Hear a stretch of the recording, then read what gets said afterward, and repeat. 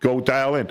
So, Paul, all right, so here's one, and I want to bounce this off of you because it relates kind of to the way a book that I read that was written, I don't know when it was written, in the 40s or something, maybe in the 50s, but Starship Troopers. I'll have to find out, by Robert Heinlein. And they made a movie about it, and then it became like a CGI. It became a CGI franchise. So they have all these Starship Troopers movies, but the movies are kind of way different than the book. But one of the things in the book was that you couldn't vote unless you would complete. The military makes you a citizen. Yes. Yeah, military, federal. They're calling federal service, but. You know, you had to join the military. You had to do your term of service, and then you can vote because now you had skin in the game, right? You had skin in the game. So if you're incapable of serving in the military, because then you're incapable of being in the militia, and if you're incapable of being in the militia, are you considered the people? And should you have the right to bear arms then? I'm not talking if you served or not. I'm talking about your ability to serve.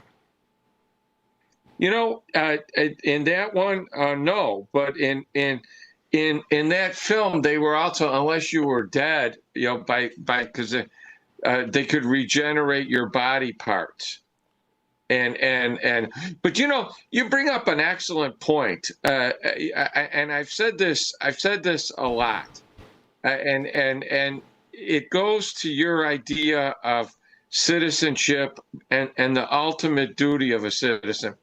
You know, when you work as a prosecutor, and I got into a discussion with somebody online about this just the last week, and it's an important thing to remember. When you serve as a prosecutor, one of your duties is to go out on election day. They give you a list, and you usually get sent either by ward or area.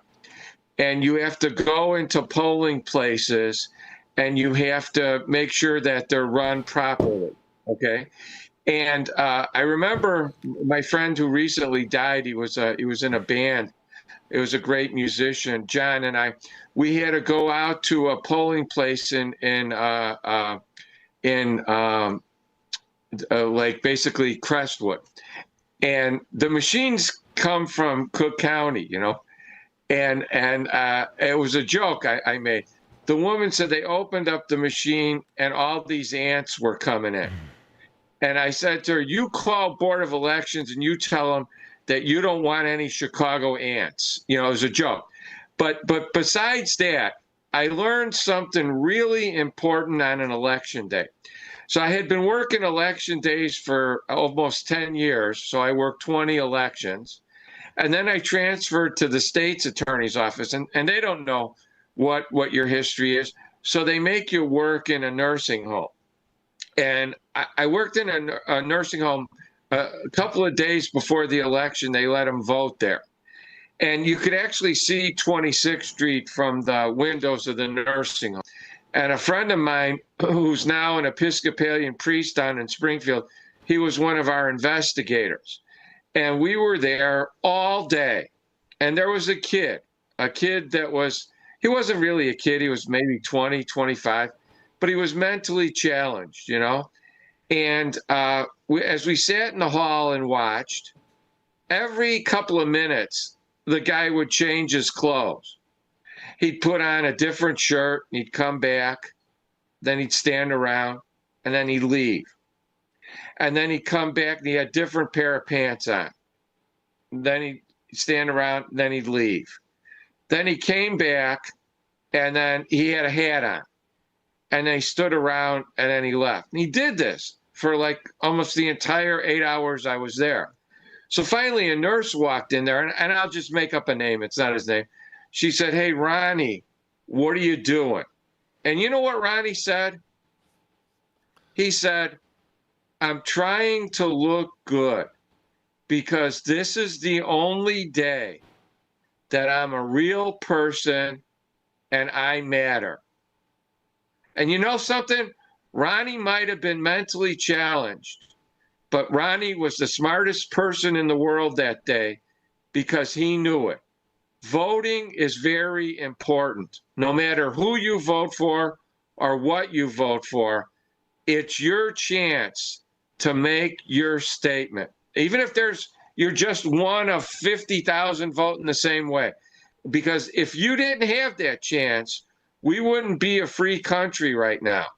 And then we wouldn't be talking about the Second Amendment. We wouldn't be talking about the military, and we wouldn't be talking about police and fire and freedom. And so it is the Second Amendment is tied to everything because it's tied to voting. It's tied to freedom. It's tied to expression. And Ronnie knew that. And until that day, I really didn't realize it, that Ronnie was right. And so that's why it's important to have a Second Amendment, because it ensures that we all have a voice. Because if we didn't have a voice, then we would just be like Russia or China or under a dictatorship, and we're not. Okay, do you think the state of Illinois would have issued Ronnie a FOID card? They wouldn't, and well, that's a shame because they let him vote. That's the sad thing. They let him vote. Here's with voting, and it's important in one way, and like, not to be political, but in some ways we need a third party, but the reason being is because the left can always count on a certain percentage of votes, no matter what they do, no matter how bad they are. There's so many guys that are like, well, my father was this, my grandfather was this, and I don't care if they changed any, I'm going to be that, and I'm just going to vote the party line. The other side, the right is the same way, right? And the only ones these groups catered to are the fringe groups. That 2% that's going to shift the vote, right? That's going to shift the polling. If you scream at these fringe special interest groups, if you say what they want to hear, they're going to go and vote hopefully with your party to keep you in charge, right? You might not even be sincere about that, about anything that you're saying to them. You could be totally insincere, but if you could convince them, right, you don't have to worry about these other guys, like a lot of, like Chicago, Roman Catholic, right? Hardcore Roman Catholic, consistently votes with the party that supports abortion. I'm like, that's like a shocker to me, right? And you got people like, Joe Biden. He don't care. I'm sorry, I meant the politician name. I apologize. But you got Roman Catholic politicians that vote against their own religion, absolutely vote against it, but they don't care because they're trying to get the fringe group in so that they can stay in power. All right. So, but yeah, voting is important because if you're the thing that always got me, and women believe in women's rights, and I understand their belief in that. The thing that got me, though, that I never, and I brought this up with some relatives of mine, the thing that got me the most is, we're a group and we're a bunch of voters, and we everybody, because we're one of the states now that doesn't have, we vote against the death penalty, okay, and we don't have a death penalty yet. What's more innocent than a child before it's born? Yet we don't protect. That's what you call hypocrisy, Paul. Right. It's hypocrisy. Now here. And somebody looked at me, it was actually a relative of mine, and they looked at me like I had a lobster coming out of my head, and they said, well, because the killer he's a person, he's born. That's ridiculous. Yeah, that's the fringe explanation. That person's a person at the moment of conception. Period. It has the DNA. Has a full set of DNA. All right. Is a boy or a girl already? Right. That is a person. That is a unique person. Unless they're they're identical twins, but then they'll have different fingerprints. So they're not really that identical, all right? Right. Yes, all right, so you got to have some consistency here. I am so pro-life that I'm completely anti-death penalty. Absolutely anti-death penalty. One, because our prisons are underutilized. Now, you could argue with me, but I think that 6 murderous guys that we have absolute proof that they murdered people and killed them and everything, and their lawyers said that they were harmless as a puppy. This is all misunderstanding, or, they wouldn't have done it, but they were driven to it, and well, put them 6 to a cell. Hey, how we know? His lawyer said he was harmless, and then he killed the other 5 people in the cell. How would we know? He said he was harmless, Anyways, that's underutilized, right? And no, because here, and we're getting a little off subject, but and again, all right, so the militia, what do you want to do? If you don't have children, sooner or later, you have to import a workforce. If you don't make babies to take the job that you're too old to do, right? Then you got to get these workers from somewhere if you don't make them into robots, right, Paul? Right. And are they going to be as loyal to your country, having just coming in, being here first generation, as a person his family lived here for 10 generations and doesn't know anything else? There's the confusion there. So when you support this, you're destroying your own country. I'm not saying that many immigrants, extremely loyal to, they come over here and that's it. This is their first loyalty. Absolutely. They came in and this is it, right? When I was in the military and applying to go to the language school, I had my commander said, well, you're of Polish heritage, so we can't send you for Polish because, you might not fight against your relatives. I'm like, I'll fight against them. I don't know them. I've never been over to Poland at the time, right? The last person in Poland was my grandmother, and she wasn't even born there. She went to visit old relatives, right? So what I'm saying is you start encouraging this amongst your own citizens, for whatever reason, live a better life, not have the children, everything. That's destroying your militia, all right? Your depth of defense. You're getting a lower and lower population. Right? Lower and lower population. And we've seen it where even some elected officials who came over here as immigrants, as refugees, and now got elected to office, are stating that their first priority isn't the United States, that it's the country they came from, that they fled from. And they're saying that openly. And I'm like, how do they keep getting elected? Well, it's what you said about voting, Paul. If you have, I tell all my Legion members and everything, all the veterans I know, you better register to vote. Not only register to vote, you better go out and vote. When I go to vote in Chicago, right, I go out there, primaries, right? Oh, well, I want to vote with this party. You get a red line under your name. I'm going to vote with this party. You get a blue line under your name. And that goes to the alderman. He knows what party you're affiliated with now. So when you call him for help, hopefully you got the same party, right? But when I go in for the general election, right, they know I voted. So I'm on that list, right? And, I'm a veterans list. If you see all these veterans that are voting, right, that are sending you letters, and they're always going out to vote, and you got like 90% of the veterans vote in your district, right? They're all voting.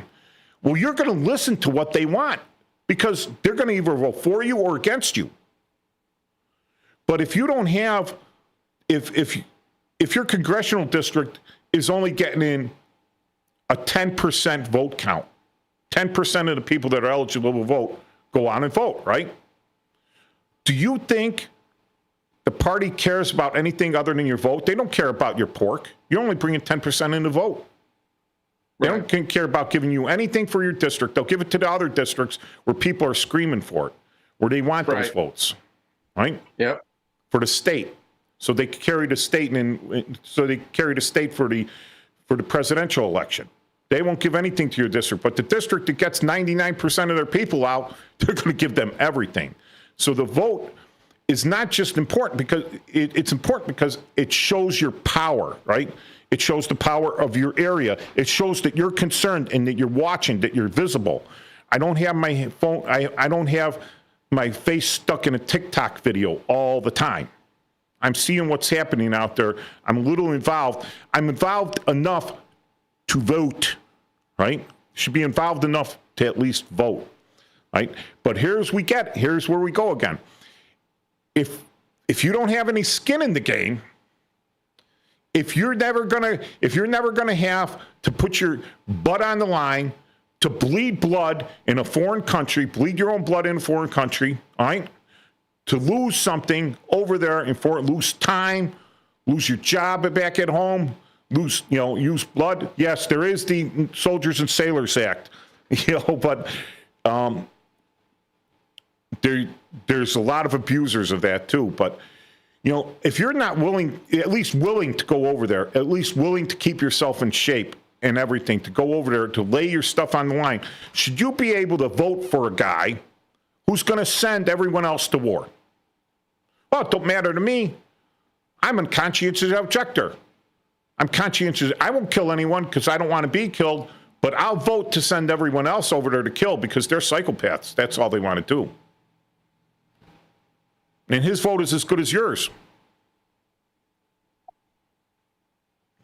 Where does the guy's got no skin in it. He doesn't intend to ever fight, but he's going to vote for someone that's going to send us to war. That's where the thing is, right? And they say, well, that's fascism. Only having party members or whatever be able to vote. It's like, well, you got skin in the game, but even then, these guys, you were made a member of the party so that you could keep yourself out of it or in the back lines or in the air-conditioned offices directing the fighting while everyone else dies, the peasants die, right? Yeah. I think that's just human nature. I think you can't get beyond that, right? I think that's going to be in every government. People are going to look out. No one's altruistic. Everyone's going to look out for their own best interest first. Oh, we got a caller on the line. That's 2. Hi, how you doing? Hey, Mike, this is Jeff from Cleveland, Ohio. Hey, Jeff. And I was hoping to have been there in the studio with you this weekend, but the trip didn't work out. But great show so far. Okay. Jeff was with me at the language school when I wasn't learning Polish. Yeah, we were in the Czech basic course together. And then I went on to graduate from the intermediate and advanced, and then you went back to DLI a couple of years later for Russian, right? Yeah. So now, Jeff, you're like a good example of this, right? So Jeff did something unknown. I mean, really focused guy. He finished 3 courses in the same time it took the rest of us slower people to do 1, right? And then Jeff was the soldier of the cycle. Soldier of the Year for the 2nd PSYOP group, all right? Soldier of the Year. They offered him promotion and everything to stay in. But Jeff did his 6 years. And what did you do, Jeff? I went into stand-up comedy. Yeah, he went into a legitimate field, right? But Jeff did his service, right? Jeff's dad made up for all of us. He made up for all of us in the service, If you could... And in the Civil War, right? Guys were getting drafted into the Civil War. And they were paying guys to do their service for them. And that was okay. That was okay. They paid this guy to do the service. Then the guy would do the service and then he would get drafted. So he'd do it twice. But Jeff's dad was in for like ever. Yeah, he retired as a Master Sergeant Food Service, E8. And when he passed away 3 years ago, we had his service at the Ohio Western Reserve Military Cemetery in Seville, Ohio. It's a rather new national cemetery, and it's absolutely beautiful. His brother served in the Army. He's a couple of sections down, and then my godparents on my mom's side are buried there as well, near the entrance, because my uncle, my godfather, he served during World War II. So it's a beautiful facility. And thanks to my dad's service, my mom's all taken care of with TRICARE for life. Yes. So he was forward thinking. When I was 17, he was like 40 or something, and he joined the reserves as a hobby because he was prior service in the 60s before he met my mom. And he did his, 4+, 4 in the Ready Reserves. And so then he thought, well, how about, retirement and a hobby and some, community service and all this kind of stuff. So he was like, hey, why don't you join my unit? You're 17. You could go to basic training and then finish high school and then go to advanced training. And we can go to drills together every month. It'll be our father-son activity. And at first I was like, dude, have you heard of fishing? Yeah. Go-karts maybe? There's plenty of other father-son activities.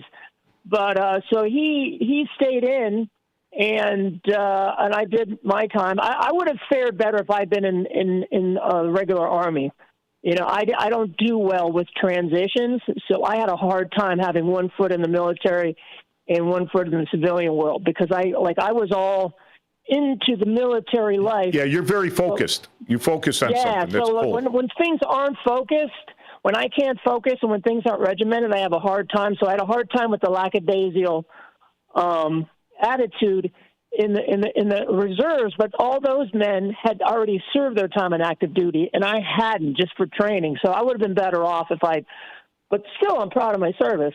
Yeah. And I think all the skills I learned at basic, DLI, Military Intelligence School at Fort Huachuca, all my interactions with Marines and airmen and sailors from, while serving in the inter-service schools like DLI, gave me a lot of good mentorship and a lot of good life skills and life lessons that I applied to my career. So now, Jeff, were you a 96 Charlie or 97 Echo? I was 97 Echo. All right, so I'm one old school notch below you, because I went through Huachuca when it was still 96 Charlie. Oh, okay. Yeah, now I think it's like 37 Mike or something. Yeah, 37 Foxtrot. Yeah, 37 Foxtrot. Mike, yeah, 37 Mike. I went back to Huachuca. 37 Mike, yeah. Yeah, a couple of years ago I went, and it's one of the bases where you can go to the guardhouse and wait in line and do a face-to-face interview in real time, and like in 5 minutes they finish a background check and they give you a day pass. All right, so we got to go to commercial now, Paul and Jeff, and you want to hold on, and we'll come back to you after the commercial. Paul Burvid. Hey, Jeff, you still there? More the Saturdays where you get the second hour, huh? Yeah. Because of the ball game. What the White Sox, so they have the White Sox streaming on 1410 AM, and of course they have the Saturday games, and some of their other radio shows were getting superseded by that, so there's kind of some dead air time, so they allowed me, which I think is nice, to fill in the extra hour. It is, cool. Keeping up a good conversation here for 2 hours and keeping people interested is kind of a challenge. So Jeff, you are probably, I'm kind of left, right of center on most things, right? Most things, like I'm saying. And Jeff, you're probably the opposite of me in a lot of political things. Not that this is a political show, but I want to ask. I would say left to center. So I'm center, but more to the left, and then on a lot of issues, and then, but definitely not. I'm not a granola cruncher, as they say. No. Even though you could easily fit in with a whole group of them and never be noticed. Right. Yeah. What do you think of only people that have served in the military for whatever reason, National Guard, Reserve, Navy, Army, Air Force, Space Force, even the Coast Guard. And what do you think of them being the only ones being allowed to vote? Well, I think that would be kind of the whole purpose of them going to war is to protect our way of life. So I don't know, to take away some of the rights is kind of like no, being allowed to vote. I'm not saying that. I'm not saying not allow them to vote. I mean, they're the only ones to get to vote. Right, but the whole thing is no. I'm against that because they are because then okay. Here's what I feel. All right, let's say one of the rights of a citizen is to vote, right? And to have freedom of speech and to vote for our elected officials and to be a free country. When our soldiers go to war, they are defending that right. So they'd be fighting to defend that right, but now we're gonna take that right away that all the other previous generations have gone to war for. Okay, I get you. Yeah. Right. So, but I'll take it one step further and find a good compromise. Only people who study and graduate from a civics course should be like if you have the right to drive at 16, and you have the right to vote at 18. No, you don't have a right to drive. You never have a right to drive. You only have a privilege. Okay. Well, it's a law. Okay, you have legal right to drive. Yeah. So all kids, take driver's ed for the most part and learn the rules of the road. I think the problem is we don't teach civics in our country, so we don't have, I think you could achieve the same outcome with your proposal is if we just have an educated electorate. That's the first step. Yes. And Jeff, what you're saying, in the early days of our country, you had to have a certain education level to vote. You had to prove that you were educated, that you can read and write and count in order to vote. Because it was, back then, a lot of the population was not literate. All right. So, but they had a voting test, and they had that even after the Civil War, where you had to, be able to read and write, or they wouldn't let you vote. And then they had a poll tax to make sure you had enough money, and you had to be a landowner. Mm-hmm. Yeah, but you are absolutely, in order to graduate from the eighth grade, junior high, in order to graduate junior high, get into the big high school, I had to pass a Constitution test. Same thing when I graduated from high school. I had to pass a Constitution test. Then they dropped that requirement. I guess it was unconstitutional. Mm-hmm. But you're absolutely. You know what one class I never took in the military was? They taught me all sorts of other things. Just all sorts of what I call the nonsense, the stuff that all this cultural awareness stuff. I never took a civics class. They never forced me to. They never sat me down and said, "Listen, there's your 3 branches of government. All right. Here's how this works. Here's how a law gets passed." I could teach that in an hour and get at least 10% of the class to totally understand it, right?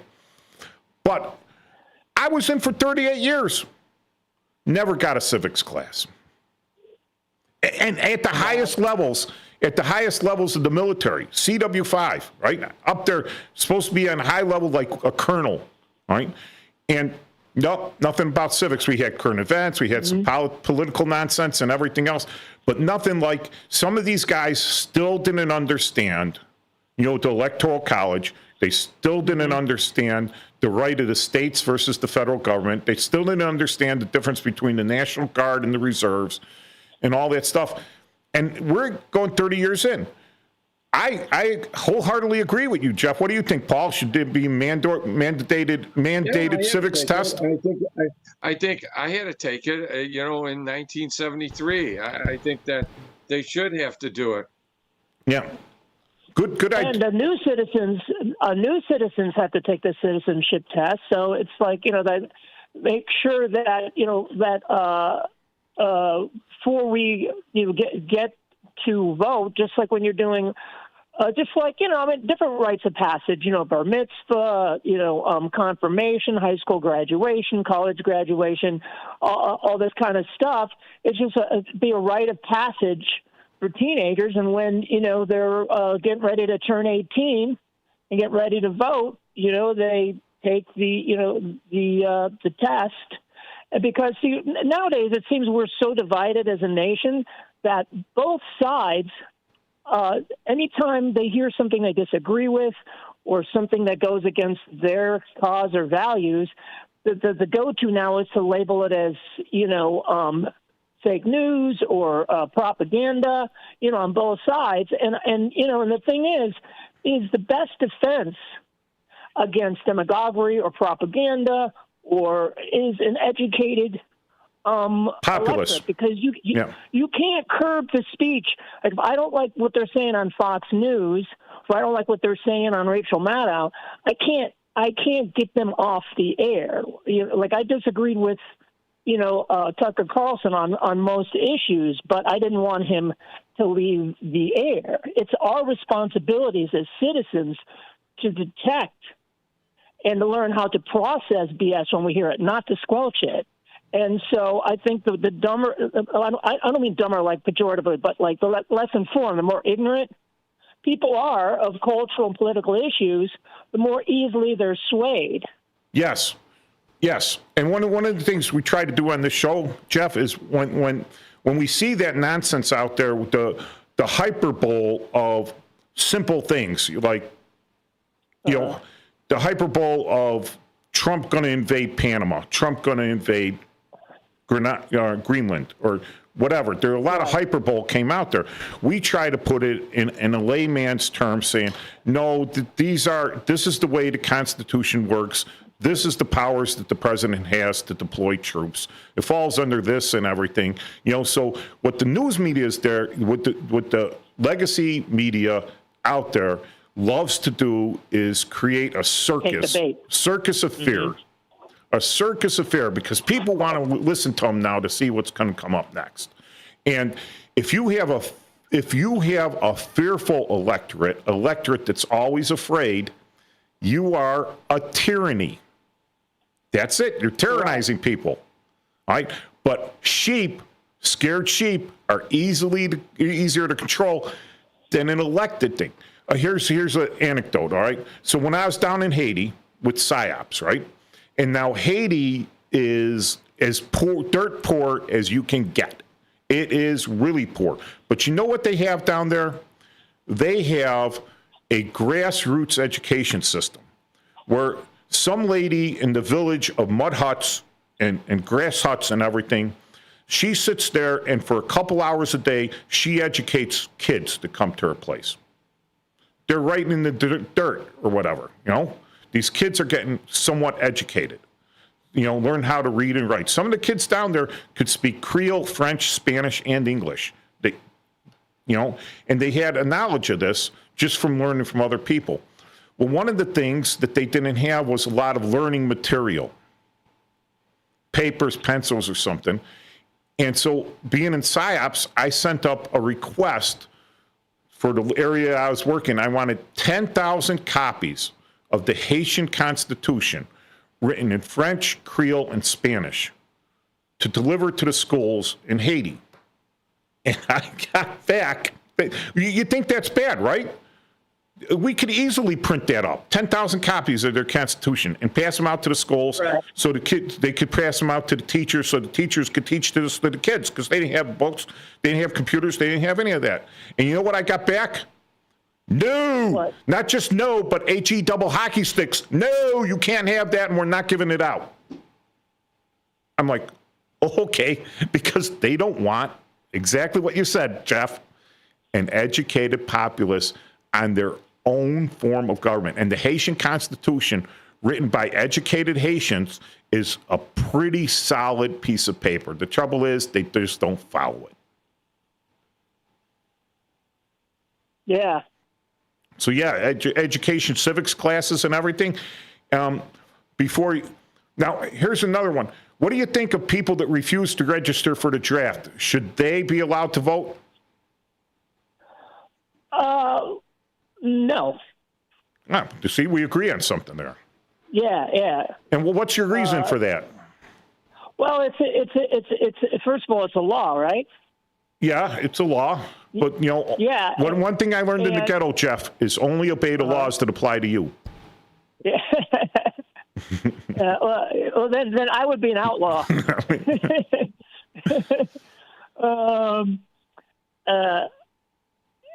Speaking of the Constitution, you guys started off the show talking about the Second Amendment. Yes, this is all going to tie back because we're talking about who the people are.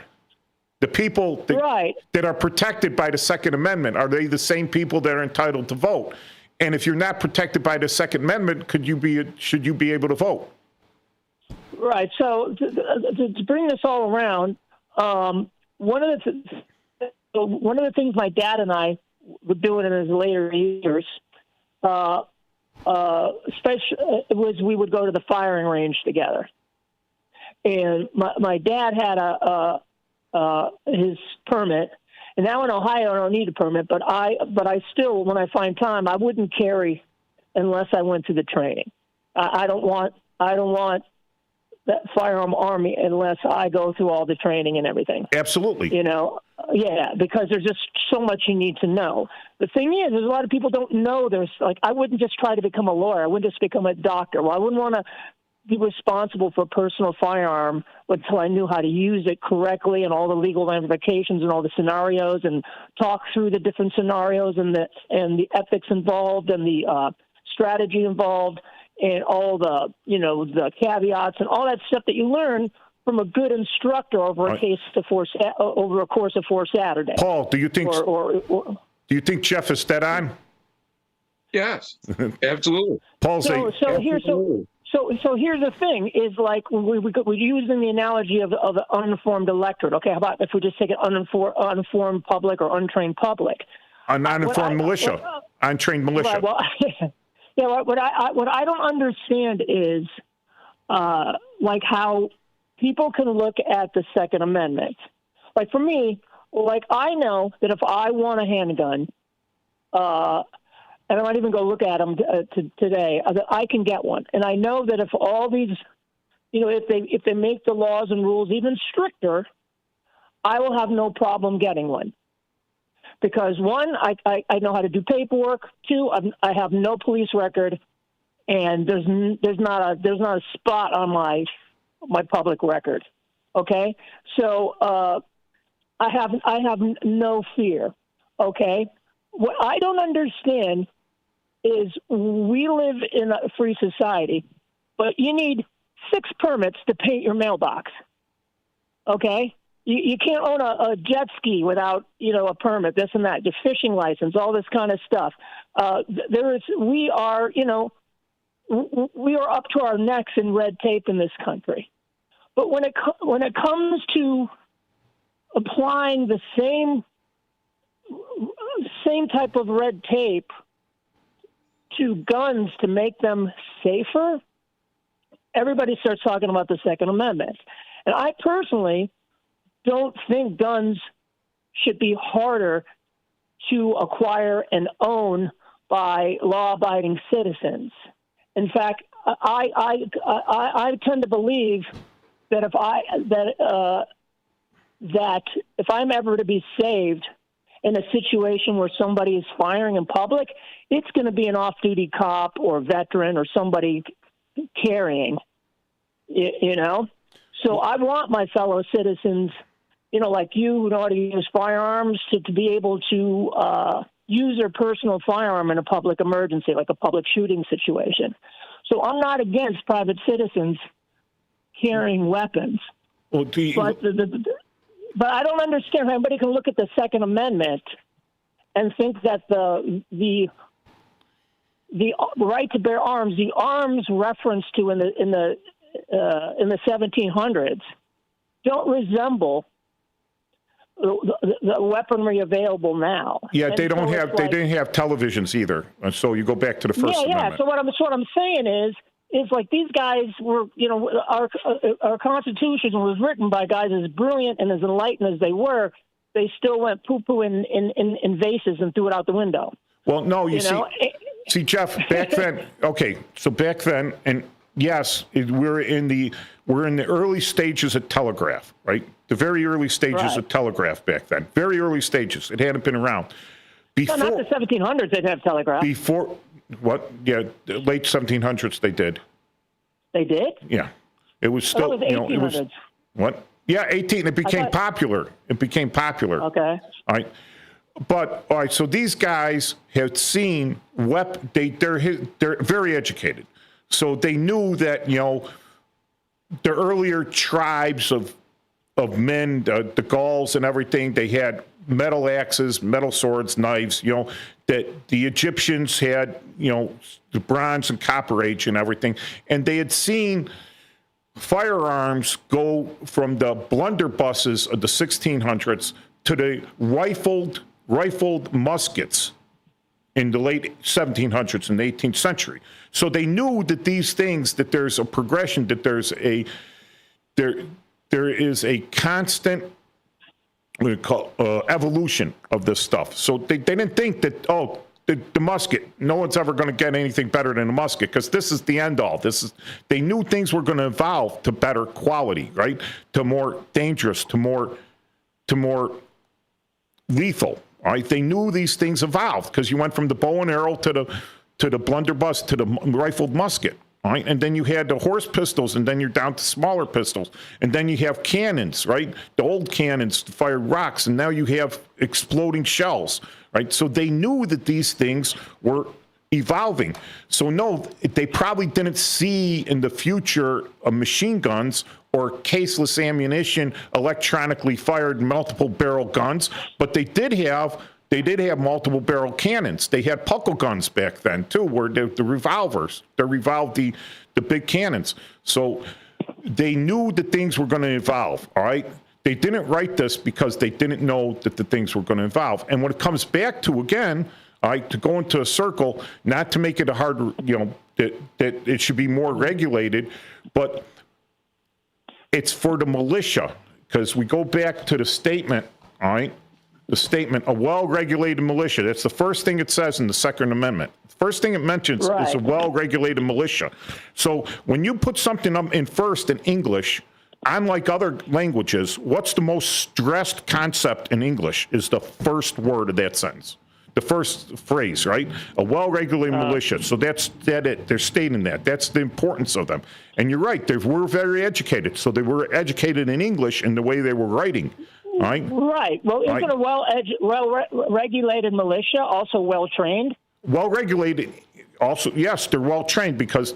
Right. So when I read the Second Amendment, all I see is that if you, I, and Paul wanted to start our own militia, as long as we went to militia school and took the training and got all the paperwork and registered, and then had our meetings and had our gun safety, that we could have our guns and we can have our militia and we can have an armory. No, not true, because regulated. Because I don't see the word regulated here. The word regulated well, here. That is regulated. If we are recognized by the state as a militia. Who regulates it? The state. So the state would have to recognize. Yes, you're right. If the state recognized us as a militia. Yes. Right. So that's what I see. That you and I, that we have the right to form or join a militia, or to join a militia. And independent of the United States Army. I don't think it has a right that anybody can go. No, you have to go with the definition of the militia back then. All right, so each militia, all right, the colonies had a militia. Right. All right. Okay. You're using a different definition. You're using more modern version, a more vulgar version of the term militia. Back in the day, in the 1600s, all right, when the New World here, the North America was being colonized. We talked about this at the beginning. Small villages needed to have their guys to protect the village, right? Those were the militia, all right? And they were regulated because you were mandated back then. Mandated. You had to, if you were between 16 and 60, you had to own a firearm, know how to use it. And where did you learn? You learned from your parents, your uncles, your older brothers. They taught you how to use this. The state didn't have a class. Your father taught you how to use it. If you didn't know how to use it, everyone laughed at you. Point. All right, wait, I'm going to finish this here, right? Okay. So you were mandated by the state. Now, when they come to when the states got together, right, under the Constitutions of Confederation or Articles of Confederation, each state, right, each governor of the state under Articles of Confederation, they had their own independent militia. So, like your militia from Virginia would not cross the border to go to Georgia, all right? They wouldn't do it, or go to North Carolina, right? So Virginia wouldn't go to North Carolina. I'm pretty sure Virginia, they wouldn't go in there because they're militia. All right, they belong to the governor. So they wouldn't go to North Carolina. North Carolina wouldn't go to South Carolina without South Carolina's permission. And same thing. But we did have one federal force. And wherever they went, whatever state they were in, the militia had to show up. All right, the militia had to show up. That was everyone. All right, so they would call the militia in. The militia would come in, fire their 2 volleys, and they would be okay to leave then. But that was the militia of the time. All right, of the time when this was written. Every man of fighting age every man between 16 and 60 in that state was required to have a firearm, all right, and to know how to use it. And when they were called to service, they had to show up. So it's like everyone. That's what the well-regulated militia, and they belong to the states. The federal government does not run any elections. They're all in our republic. They're all run by the states. All right. The federal government doesn't have an election. Okay. All right. So, they have some regulations, but the regulated militia means that the state regulates it. So it regulates the training, what type, that stuff. Being necessary to the security of free state, right? So if your people aren't willing to defend your country, do you have a country? No. And so it's necessary to have this militia that's going to defend the country. The right of the people to keep and bear arms, all right? Who are the people? We kind of discussed that, right? At the time, it was the educated landowners, all right? Now it's everyone. That thing is spread out, the definition is spread out. Shall not be infringed. So it doesn't matter what type of weapon. I got 5 minutes. What? Right, but, I hear the music come in, so I'm thinking. Yeah, we gotta get going. All right, so we got to go with the commercial, Jeff. All right. All right, you going to hang on? Yeah. All right, see you in 5 minutes.